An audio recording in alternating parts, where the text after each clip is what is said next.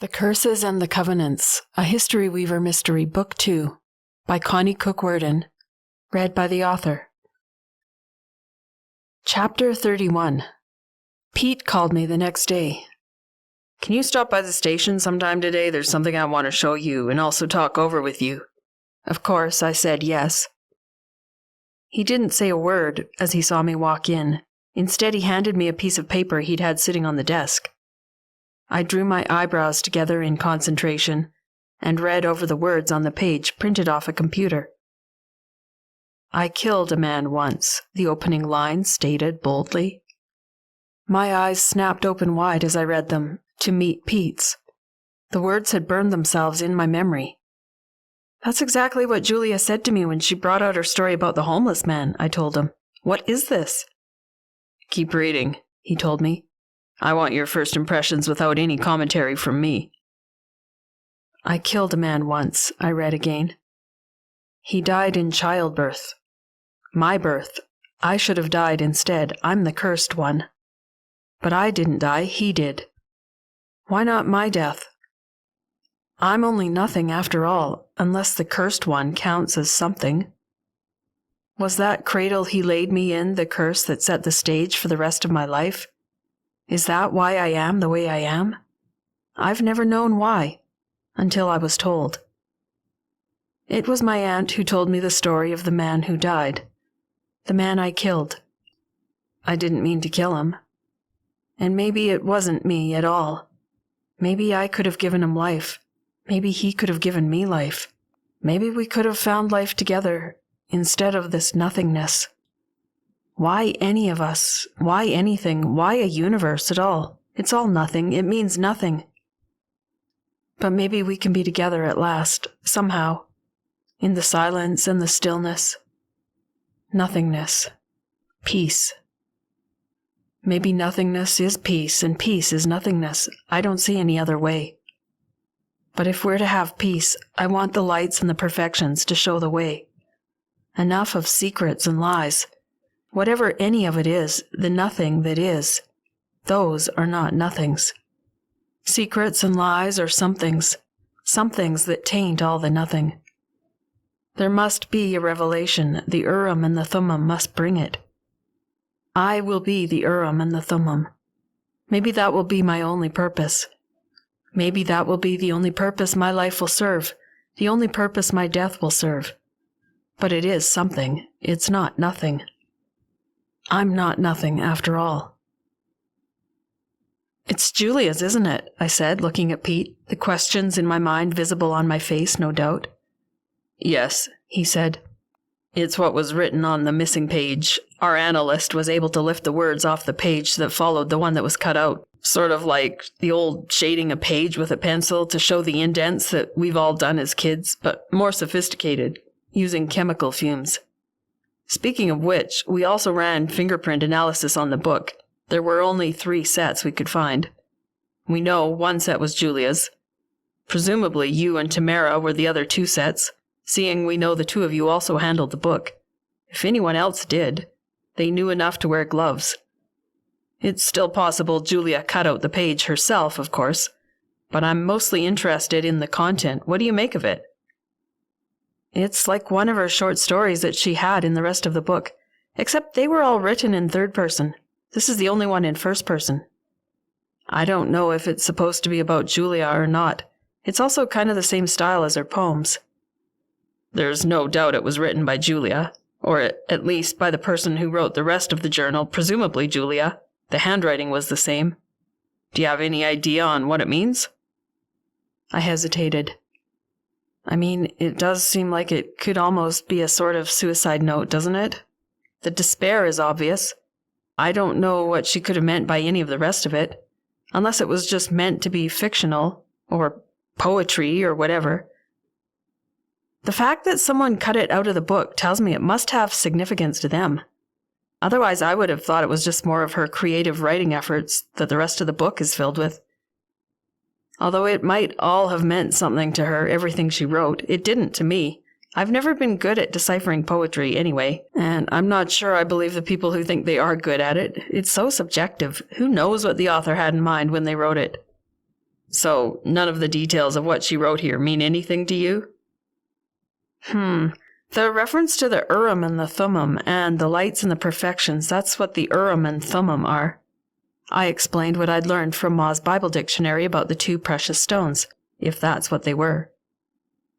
But what those concepts meant to Julia specifically, I really couldn't say. At best, I picked up that she wanted to do away with secrets and lies somehow.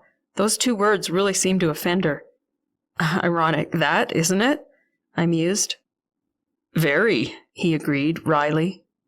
But I always had a sense from her that there was a lot going on under the surface, that the front she put on was so obvious, she just wanted someone to care enough to dig a little, to get beneath it before she opened up.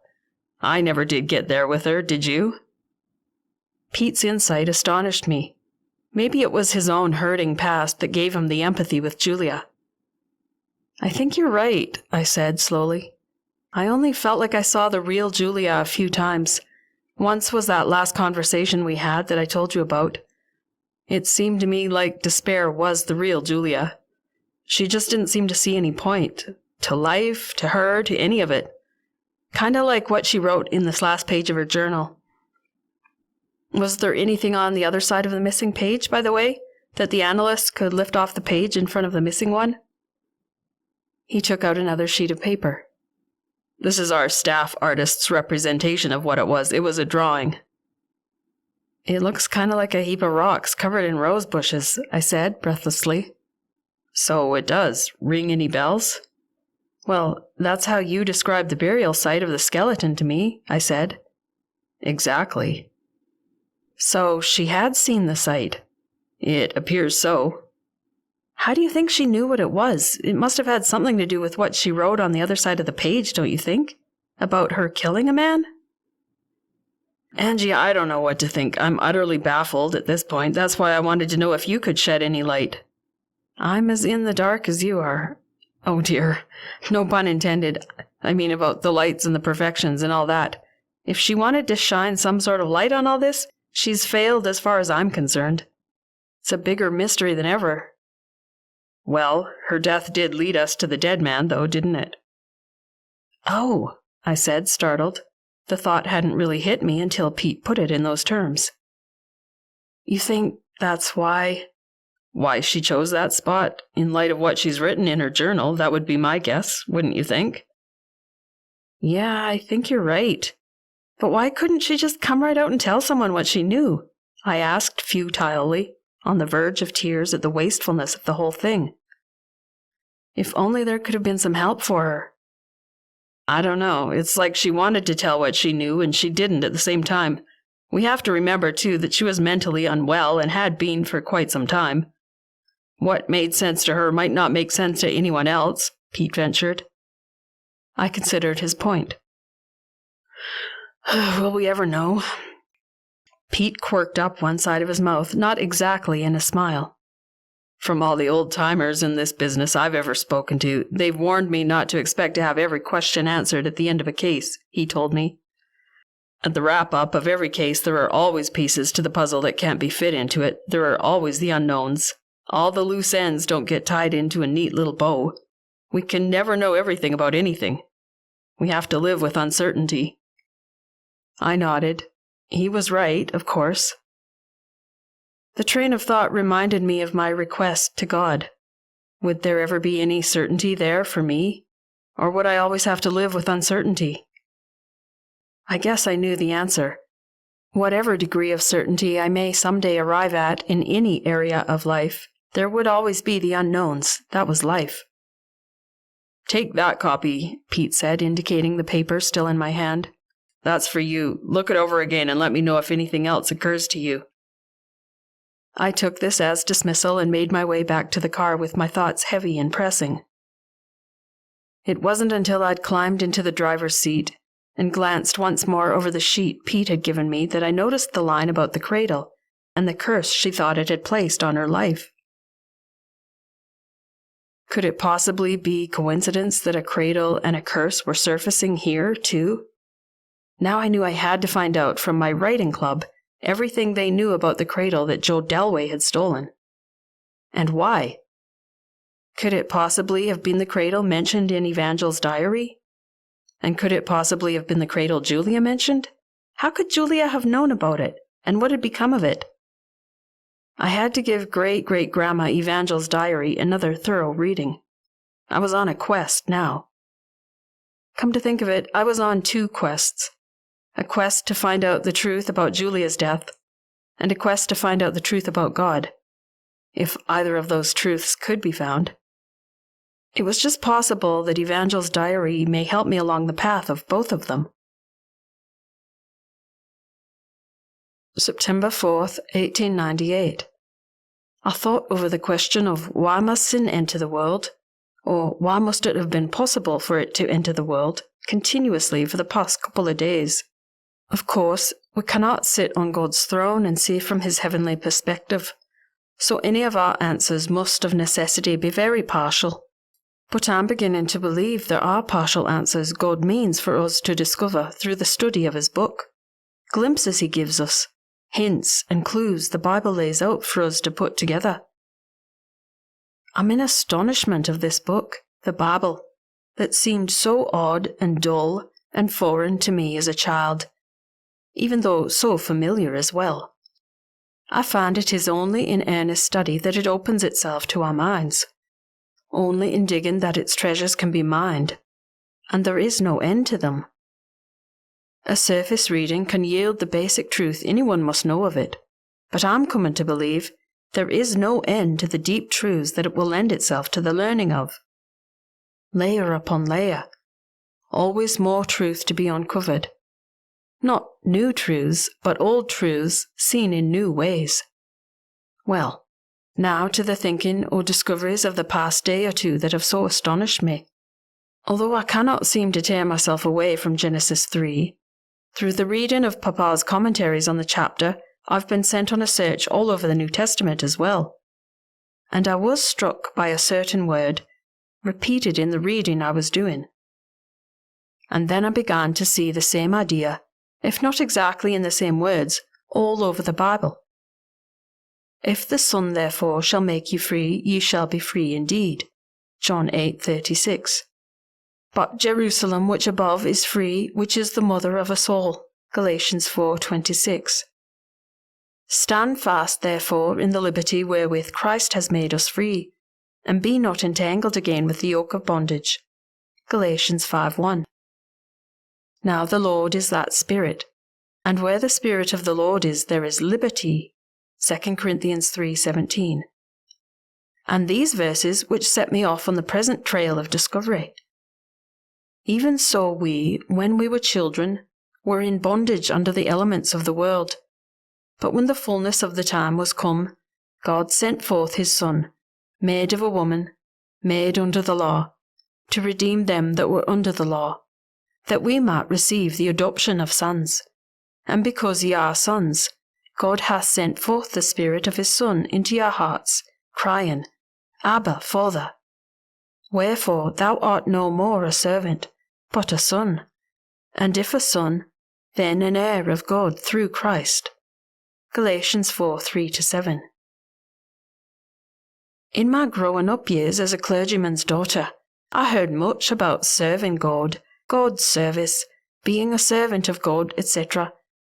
I had the idea that God created us as servants. Reading Galatians 4, the idea was slowly corrected. God didn't create us as his servants, and he certainly didn't create us to be slaves. He created us as his sons, I suddenly saw. Now, I believe I was taught accurately that we are and should be servants of God, but we are to make ourselves servants of God. He makes us sons. We serve him as sons, freely, not under compulsion, as good sons do serve good fathers. Then I thought about the word redeem in Galatians 4, another word I had grown up hearing in its religious context and hadn't given much thought to. I learned from Papa's books that it means to buy back, particularly from slavery.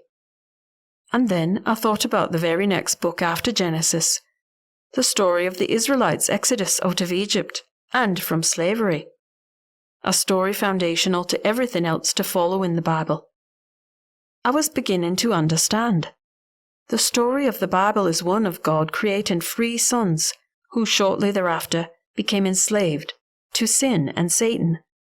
And then, in the rest of the book, it tells the story of God's freeing those sons from slavery to serve Him, freely and by choice. Indeed, He did not create us to be slaves. He created us to be free beings and His much-loved sons. But from that, I began to see the necessity, not of sin exactly, but of the possibility for sin. It grew from the God-given freedom He created us to possess. Then I saw it, from Genesis 3.